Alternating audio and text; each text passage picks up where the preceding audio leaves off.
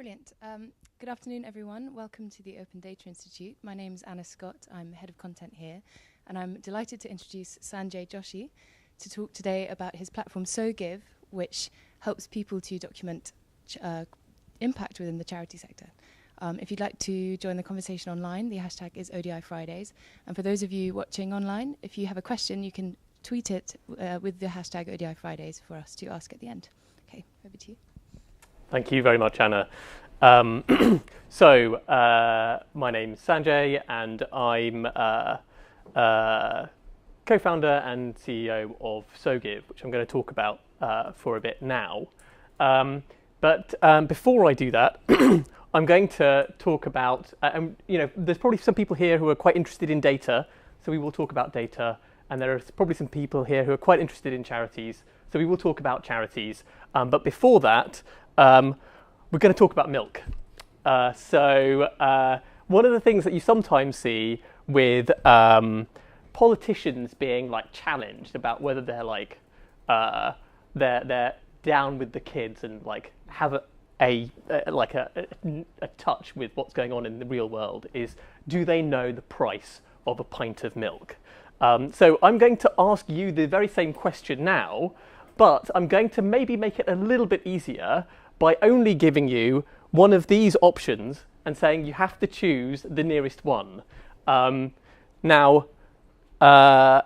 This is just like an ordinary pint of milk now, not like some diamond-encrusted weird milk. Like, this is just standard pint of milk. Does anybody think this is a hard question?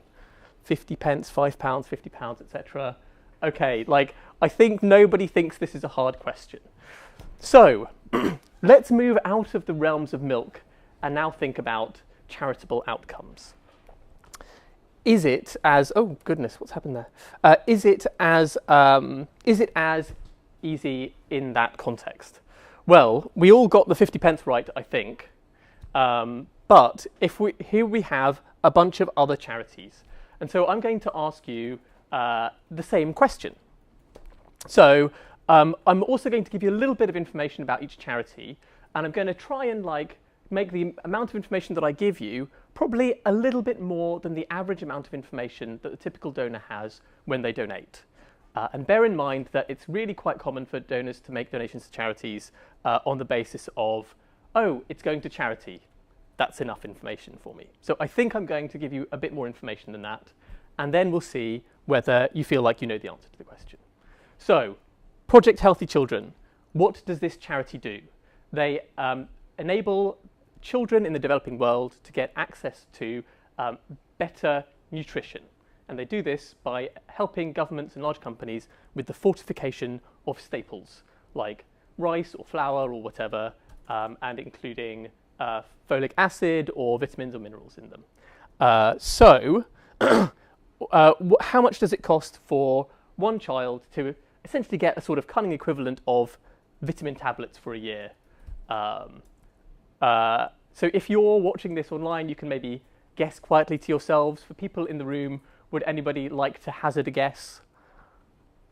Guess a £5. £5. Any other guesses? 50? Okay, I'll give you the answer. It was actually a trick question. So I said 50p over here, but actually that's really quite substantially overstating the cost. It's more like about 5 pence, but I just couldn't fit 5 pence on here.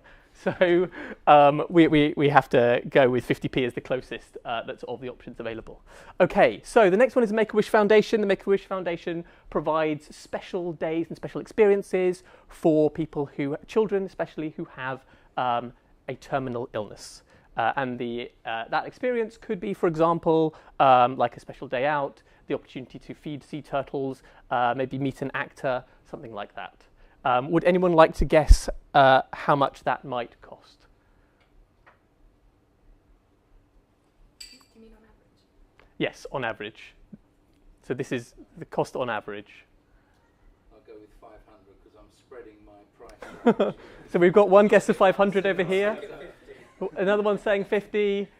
Another 50. Okay, the correct answer is 5,000. I mean, actually, it's probably a little bit more than that, more like 6,000 or 7,000 in actual fact. The next one is Samaritans. Samaritans provides an emotional support service for people who are distressed or despairing, especially those who are suicidal, mostly through their phone helpline, but also with an email service, an SMS service, face-to-face in a few other ways. And they aim to alleviate distress and despair, and especially they hope that through that they will reduce the rate of suicide. Would anyone like to hazard a guess about how much that costs for one call to Samaritans? Could be a £5, I would say. Someone saying £5? Any other guesses? £50 is from the person who said £50 for everything else. Okay, so good guess. It was in fact a £5. So that's very good. Actually, it's more like £4, but like £5 is good enough.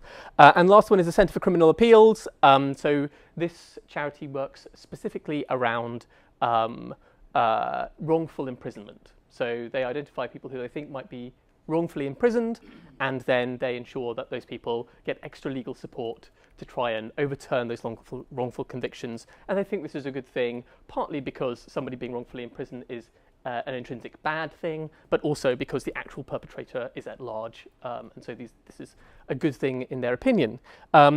What about this cost here? Again, 50 pence, £5, £50, 500, 5,000, 50,000. Which do you think is the nearest? 50, yeah.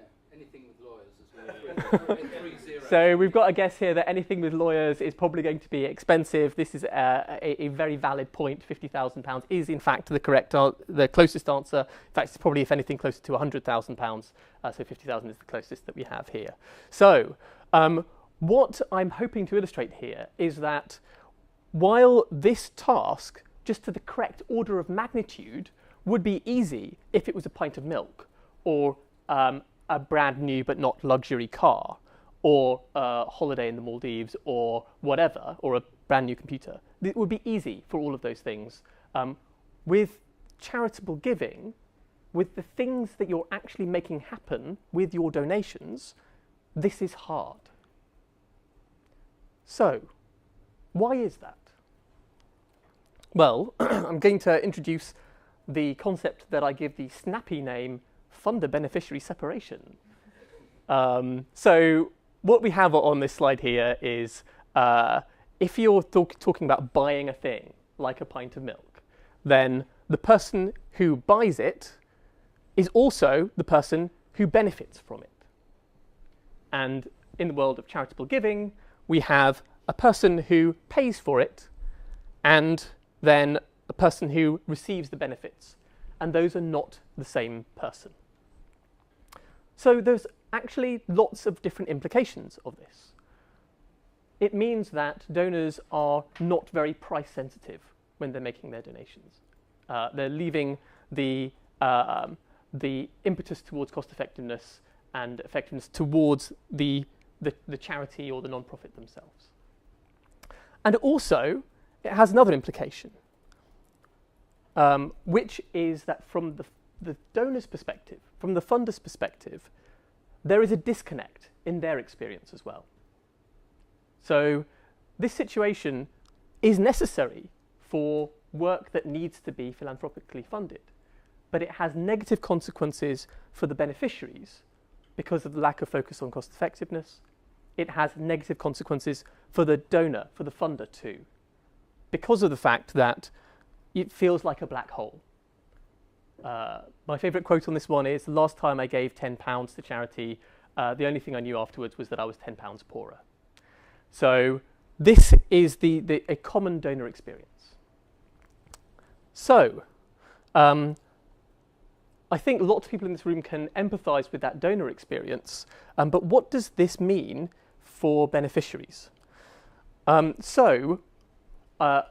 Sneak preview here, I'm actually using some data that is from the SoGive database before having told you what the SoGive database is or anything like that, but fear not, I will come to that. So on this chart, each of these dots represents a charity.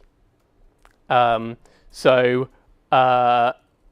the x-axis over here, it's labelled slightly confusingly as log of the number of beneficiaries that can be reached with £1 million. What that basically means is if you go further up this way, it becomes cheaper.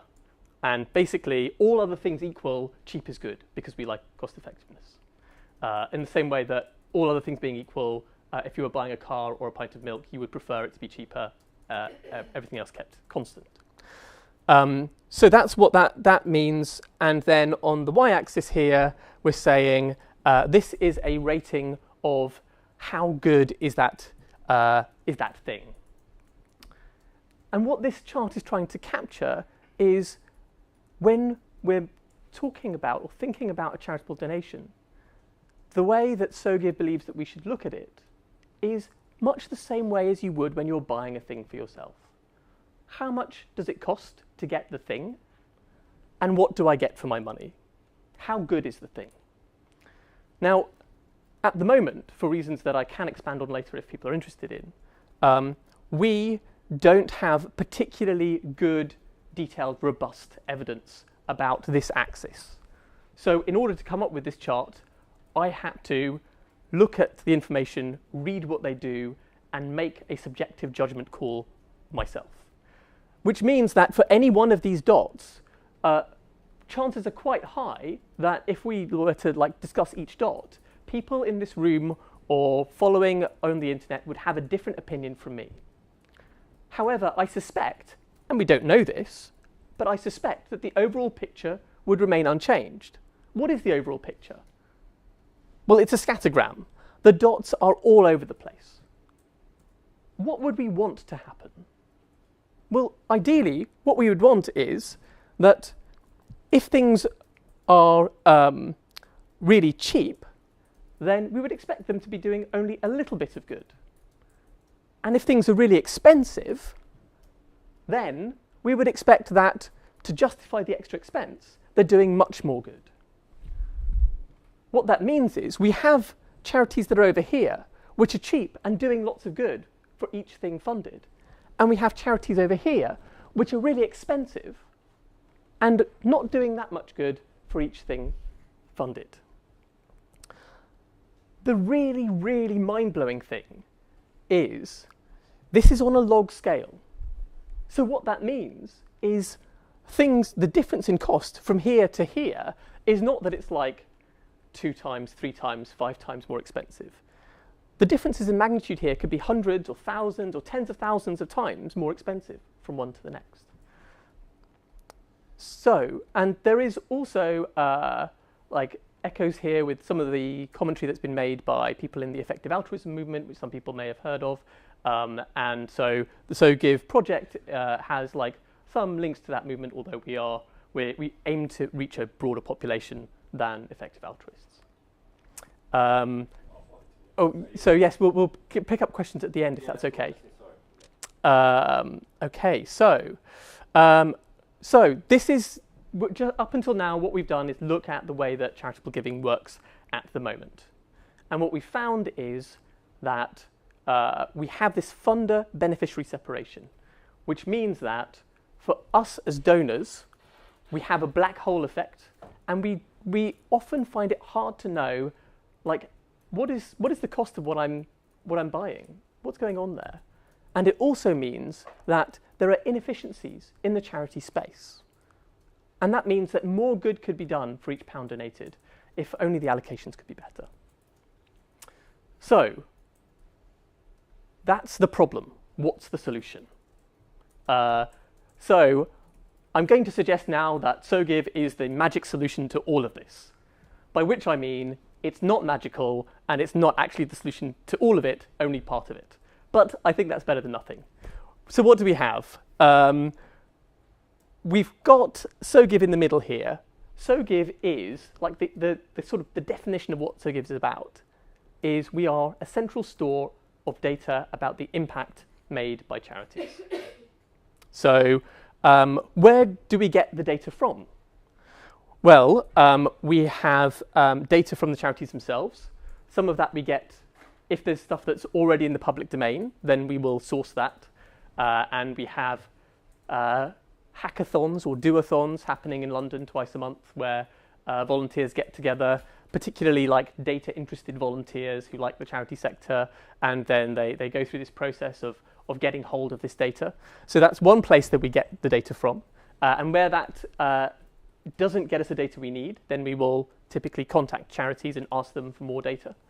There is another angle which we are exploring at the moment, which is looking at the ecosystem of the funder-fundee space and seeing, is there some way that we can tap into that and help that space function better, and also get access to more data from that as well. And so this is kind of in kind of alpha territory at the moment, something that we're exploring. And then this one here is like a wild and distant dream, but possibly quite exciting, which is maybe beneficiaries themselves could also contribute to this. There's like a mountain of complications of how is that going to work, conflicts of interest, lots of other things, which I haven't solved yet, and so we're not doing it yet, but maybe we will do in the future. So that's where the data comes from. And then it gets stored here in the middle. Now, we at SoGive believe that data is useless unless it's actually used. So how do we make it used? Well, we are talking to and creating partnerships with corporates, for example. So this is, if you've got a big company, maybe they provide the service to their employees that employees can donate to charity. And at the moment, typically the best feedback that they can get is, over the last year, you have made yourself £120 poorer, and this is the name of the charity that's received your money. And what we aim to do with SoGive is to outperform that quite a bit by being able to say, well, this is where your money's gone, and this is how much of that charity's impact is attributable to you and your donation. And so that's the service that we provide there. Private banks that provide financial services for high net worth individuals is another area that we're looking at. We'll also have like a retail version of the website that ordinary individuals can use, and it'll probably be useful for other people too. So,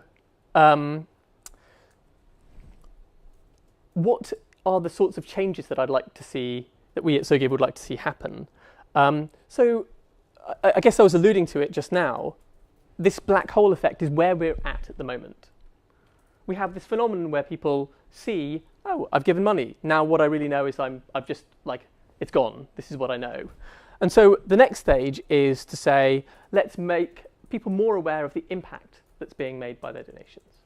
And that's where we're focused on at the moment.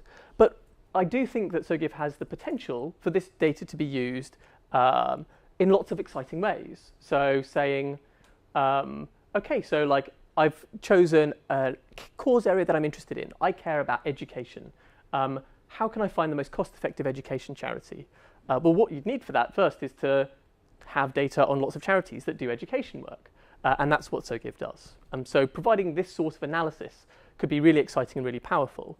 We're not doing that yet, but and it's hard. Like there's lots of nuances and complications. I would like us to do that in the future.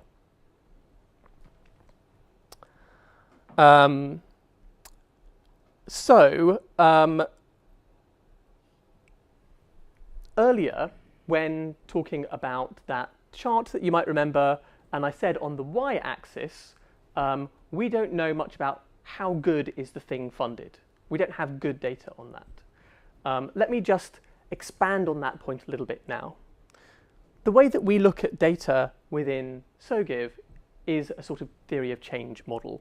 For those who are familiar with the charity sector, this is like a commonly used framework. So the idea is that you start off with your money, and this funds what we call outputs. So these are the immediate effects of the charity's work. And then those outputs might be things like counselling sessions or malaria nets or vaccinations, and those things are generally not an intrinsic good. You don't fund a vaccination because you think that it's great to just like have the idea of a needle being in someone's arm is an intrinsic good. You fund those vaccinations because of the knock-on effects. Fewer people will get polio or whatever it might be. And so those knock-on effects are what we call outcomes. The way that we look at impact data in SoGive is that we get money on a consistent basis with the outputs, And the outputs data is often available because this sort of thing is easy to quantify. Can you count up how many counselling sessions you delivered last year? The answer a charity will typically give is, yes, I can do that. And then you could say, how many people were lifted out of depression or didn't die by suicide or whatever it might be as a result of that. That's hard. And often data is simply not available. But where it is available, it's often, there are lots of complications about how to draw those inferences correctly. And the quality of the data is not always high. So what we do is we gather whatever data we can. But our hope is that over time, through greater visibility of this structure by more and more donors, we can help to encourage the sector as a whole to focus more on these outcomes and ultimately to get better data on those. But we're some way away from that yet.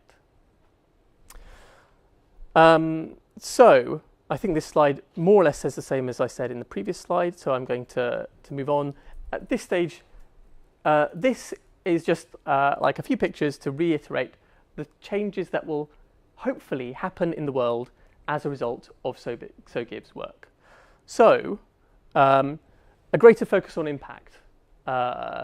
Research suggests that donors actually do care about impact. They want to know about the change that happens in the world as a result of their donations. So, but they don't have the appetite, typically, to say, I'm going to go onto the charity's website. I'm going to find their impact report. I'm going to download it. I'm going to read 5, 10, 20 pages. This is not normal donor behavior. So we are condensing some of that information in a bite-sized way that makes that available to people so that people can be more impact focused. We may potentially get better engagement from donors and possibly even see an increase in the amount donated to the charity sector as a result of this, perhaps. And also, one of the things that we're really interested in, and I've not focused on very much in this talk, but which I think is really exciting, is the idea that we would love a world in which people are open about their donations, where when I have donated, I can say to people around me, look, hey, I found this great charity, I think it's doing really interesting work, and I decided to support them by donating this. And then you can share that with your friends, and your friends can say, hey, that's a really interesting idea, why did you choose that? How did you come upon that idea? And also, great, that's great that you've done that. Congratulations, well done for supporting this. This mindset, this openness in giving is something that we think is easier to do when you're re-expressing your donation, not in terms of pounds and pence, but in terms of the change made in the world. We think that I might feel a bit crass if I was to say, guys, I just gave £100 to charity, but I might feel okay about it if I said, well, look, here's the 3 girls in Zambia who are getting an education for the next month because of my donation. And this feels like a legitimate thing to be proud of and to engage with discussion about with the people around you.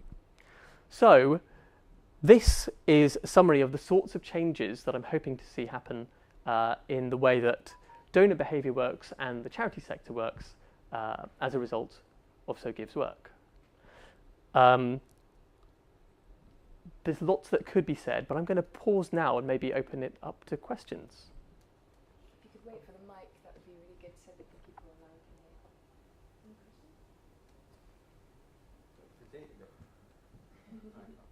Hi, my name is Lee. Just a quick question about the database that you use. Yeah. You make the graph. Is that freely available? Yes, so we... On the database. Yeah, so this is an interesting question. The question is whether the data is freely available. Our original plan was, look, this is clearly like a great asset. We should obviously make it open data. And actually, this is an area which we're kind of thinking carefully about at the moment. The reason for that is we're unsure as to some of the unintended consequences of making the data openly available. So we think that there is a potential for the data to be overly simplistically interpreted.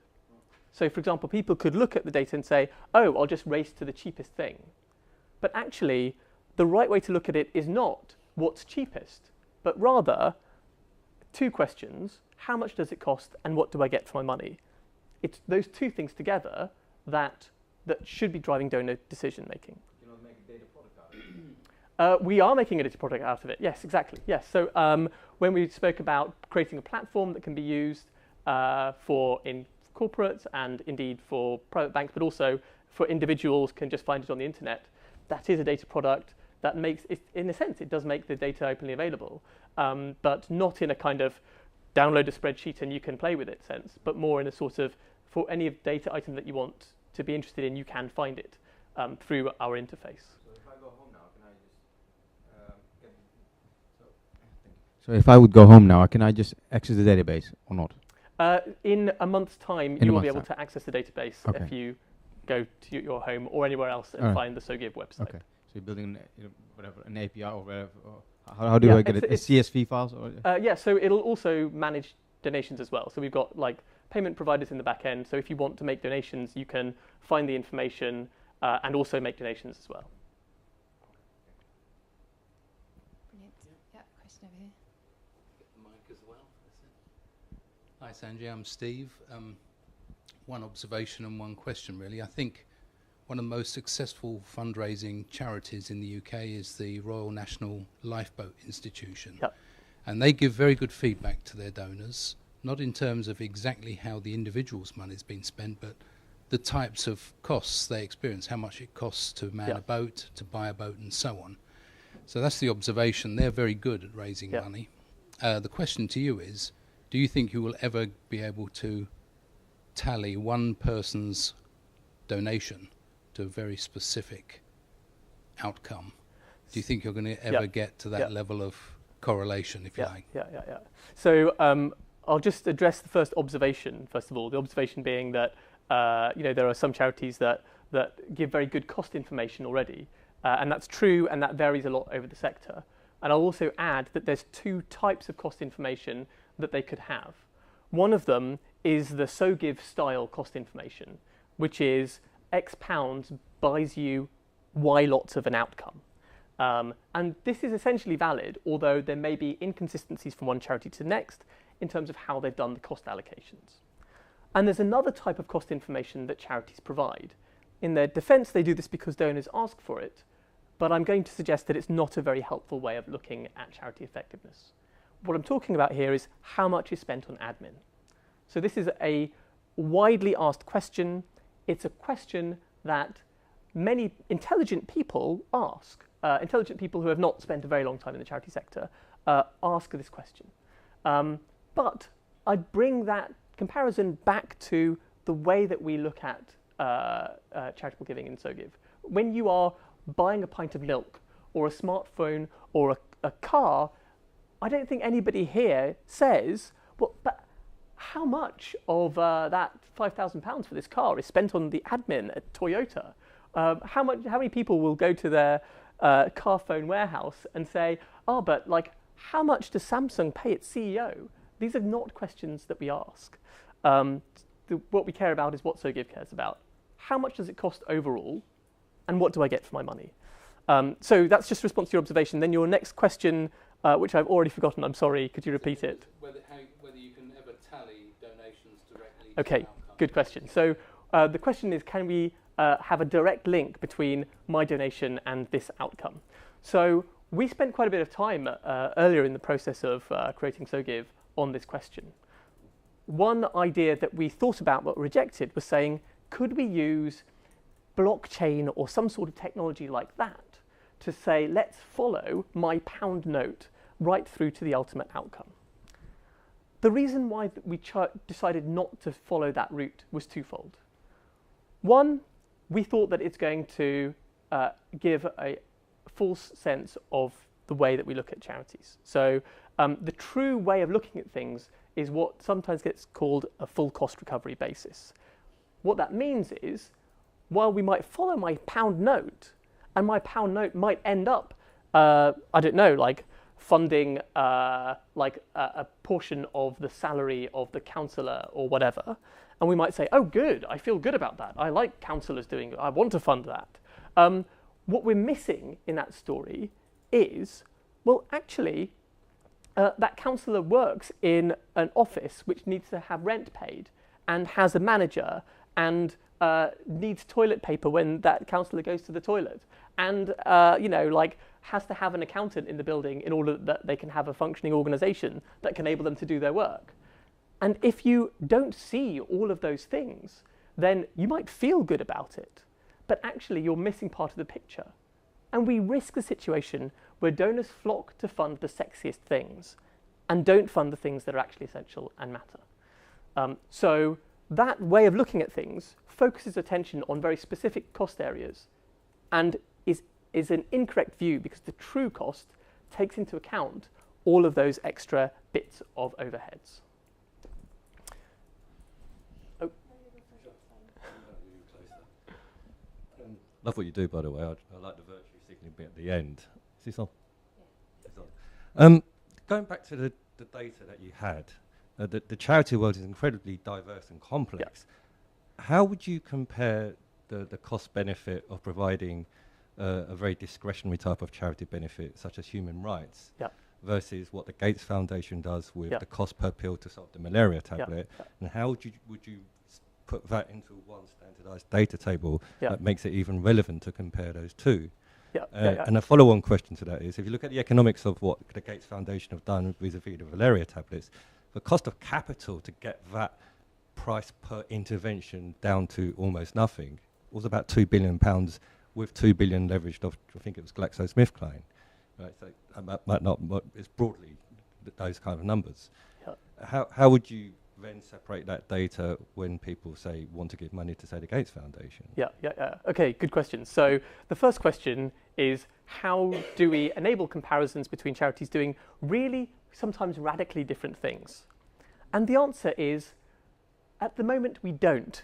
So we deliberately create the front end in a way that it makes it not very easy to do direct comparisons. I mean, a user of the website could, like, go to one charity page, find the information, and put down the information, maybe take a note of it, go to the next one and take a note of that as well. But we don't, at the moment, have something that easily says, look, here's different charities, here's a comparison service to enable you to choose between them. And the reason why we do that is because it's hard, which is really the observation that's at the heart of your question. I would like us in the future to do that, and I think we can do that, and I think our data will be helpful as that, but it's a part of the story, and further analysis would need to be added on. So that is definitely a good, valuable thing for us to do, but I think it's something for the future for us. Do you think it's possible? So we tackle it one step at a time. So one thing that we could do is pick a specific cause area first, and then say, within that cause area, let's try and find the best option that we can within that. Once we've done that, then when we're comparing one cause area to the next, we've broken the problem down into something easier, because we can find the best one or few charities in that space, and then we're comparing that with the best in a different cause area. It will still be hard, but it will be easier because of the steps that we've taken. Did I answer your question? No, it makes a logical answer. It's just that philosophically speaking, it's quite hard to compare those two data sets when it's completely. So I understand what your approach to it makes perfect sense. Great. And you're reiterating that that it is hard, and I agree. I actually had exactly the same question as your first question, so good question. But then a follow-up one, say that it's possible to compare outcomes and that we find that it's more effective to buy school books than to provide vaccinations. Isn't there a risk that then we focus only on education and not on health anymore? So, you know, how do you keep the balance between the... Because I guess you need all different parts to work together to be effective. Yeah, so this question, once we find that something is more cost effective than something else, then might donors flock to the more cost effective one? Well, so at a first order, I'm really kind of okay with that outcome, right? I mean, if it really is more cost effective, then like more good outcomes are happening. However, there are potential knock-on. Children who are ill or, and so I think also we've got to look at this. We've got to define what are the implications of what SoGive does, and how it varies depending on the size of our influence. So if we never influence more than a few £1 million worth of donations a year, and bear in mind, like the UK alone has like about £10 billion worth of donations from individuals and several billion more from other sources. So if we're relatively small within that context, then we will not like radically change things to result in certain areas being underfunded. However, what if, and I feel like this would be a pretty good problem to have, and I feel like I'm being overly optimistic and worrying about this problem. However, what if SoGive's influence extends to cover like 70% of all of the donations made by everybody in the UK or the world? In that world, then it would have to involve much more sophisticated analysis to make sure that things are being correctly managed. So if item A is more cost effective than item B, and everybody flocks to item A, its cost effectiveness will start reducing because room for more funding considerations apply and a few other factors come into play. So if we really did have that much influence, then we would have a responsibility to make sure that we're correctly monitoring all of those things. We're a really long way away from that, so I'm not worried about that yet. But I think that these are risks that can be managed. Okay. Oh, a question on YouTube. Yeah, okay, hang on.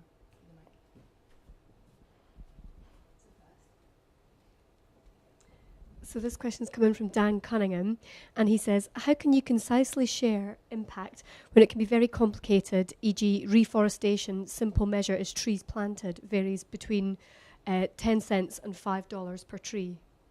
Okay. Yes. Okay. Great. This variation, 10 cents per tree, $5 per tree, lots of that variation comes from looking at different organisations doing the work, and they have different methods of doing it. So if we look at a particular organisation, then we would be able to narrow down that range a little bit more. Even then, that organisation might be doing like different things. There might be a bit of variation from one area of that organisation's work to the next. So, but it would be much narrower. So there we can either, depending on how that variation happens, if it's essentially one item of work just being done in slightly different ways in slightly different places, we can average out all of those between the different items of work. Alternatively, if we have one organisation tackling the same problem in different ways, then we can identify different projects of work within the same organisation and identify a specific project and do it on a project-specific basis. Hopefully that answers Dan Cunningham's question.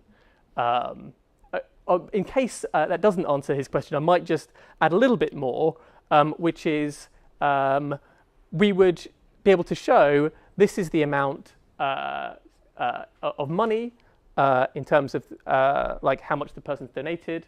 This is the amount of outputs attributable to that charity. This is the amount of trees planted based on the calculations that are specific to that organisation. And then we might go on, if we have the data, which we often don't, to be able to say, well, we care about trees because, for example, this is the number of tons of CO2 that are averted, and this is what we care about, and so then we include those there where we have them, also noting and remembering that the quality of the data here is generally pretty good, and here generally less good. Great. Any final questions? Hi, my name is Richard. I work with a tech co-op and have an ex-charity background. I'm interested in how you'll sell this to charities, because picking up on somebody else's comment about like different sectors work. Say, for instance, you've got a charity that works on reducing gender-based violence, okay? Very hard to kind of quantify the outcomes out of that. And then you've got a charity that does vaccinations, presumably much more easy to measure. Yeah. The first charity, you mentioned encouraging people to, encouraging a situation where maybe more donations go towards the vaccinations. Yeah. How would you get charities on board, knowing they're entering into this very competitive space where things which are incredibly hard to quantify is going to basically mean that potentially that they're going to lose donors to the vaccination charity. I mean, it seems to me quite a risky sell for them to be involved in. What I can say honestly is at the moment, there is definitely no competition element in there at all. Like, we don't make it easy for comparisons to happen. As a future step, I am optimistic about our ability to say, within a specific cause area, like, you know, vaccinations or whatever, we can use our data to make comparisons between different organizations. I feel optimistic about that. The next stage after that is, can we then go on to do comparisons between cause areas? Well, I'd love for this to happen, but this is hard. And I would be I wouldn't be surprised if we never get there. So I think, therefore, I can quite honestly say to charities, you're unlikely to have much downside or risk unless you are performing poorly within your space, which most charities believe that they're not, right? And then what we can say also very honestly is donors care about impact, and we're making it easy for donors to see the impact of the donations in a way that engenders pride. And this is a positive thing from the donor's perspective. We also aim to harness the donor's interest in caring about and promoting their own charitable interests. So this is a mechanism for donors to get their friends on board as well. So there is certainly potential upside from the charity's perspective. In the longer term, if they are a poorly performing charity, then there might be downside as well. Sanjay, it strikes me you've got quite a unique and consistent insight into how charities publish data about their impacts, whether it's outcomes or impact. Do you have any advice for them? What are the trends you're seeing amongst sort of different types of charities doing that? B, do you have advice for them? And C, are you in the business of maybe establishing some sort of standard at some point? Oh, wonderful question. Okay, so what I do see at the moment is in annual reports and accounts, which is like the first place that I typically go to, we typically do have good information on this, not such good information on this. What I would hope for and really want from charities is not so much for more work to happen in putting out this outcomes information, which is the information we really care about. I'm hoping for a prior step first, which is really taking the time to say, how do we build this way of thinking into the way that we operate as a charity? And say, what do we actually care about? We do this work in order to achieve these outcomes. And then say, okay, let's use this sort of model, this way of thinking, to help us to really get to the bottom of, is the work that we're doing actually achieving this? Can we tweak or change the work that we're doing to make us achieve these outcomes better? And then once this is really built into and right in the heart of the way that charities operate, then naturally there will be better data on outcomes because the data is being used to drive the way the organization operates. And once that is really built in, then we'll have higher quality data. And at that stage, I would love to see that data being made. And it's really been like rigorously tested by the charities themselves because they care about making sure that they're reaching the outcomes that they care about. And once that happens, then I would like to see that being made publicly available through their own annual reports and accounts, through SoGive, so that people more widely can see what's really happening. That's what I'd really hope for. Okay, brilliant. Well, I think we're just about out of time. So thank you very much. Round of applause, please, for Sanjay. I'm sure if you have any follow-up questions, I'm sure Sanjay would be happy to answer them afterwards. And thank you again for joining us. Thank you very much.